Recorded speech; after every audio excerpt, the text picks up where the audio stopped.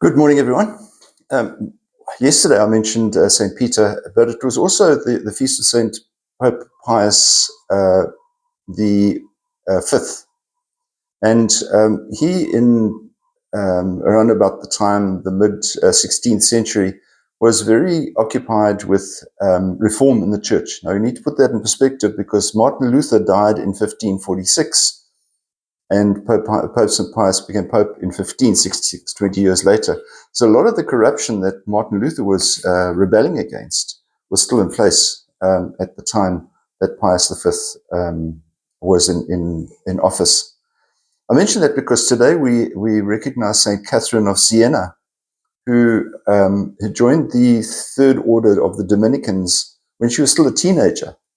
And much of her public life was dedicated, together with Pope Gregory XI, and now we're looking way back in the 13th century. So well before Pope Pius that I spoke to you about earlier on, well before he was around, there were difficulties in terms of conversion of the clergy. Now, to put that in perspective, understand that the structure of many parts of Europe was such that the political environment was governed by the parishes, the demarcated areas of parishes. And so often you would find that the priest in that area would have a lot of political power. And for that reason, there was a stage when a lot of the people who wanted political power would make sure that one of their family was a priest.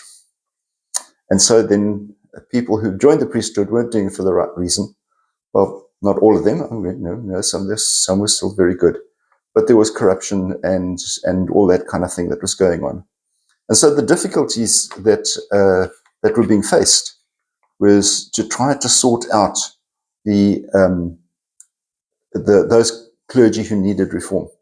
Now we need to understand that that hasn't completely gone away.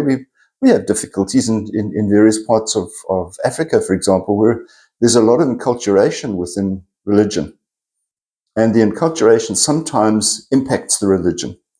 And sometimes we might find that a person who's a priest, who's gone into the priesthood for the very right reason, is influenced in order to accommodate the community that he's working with, is influenced by them perhaps sometimes too much.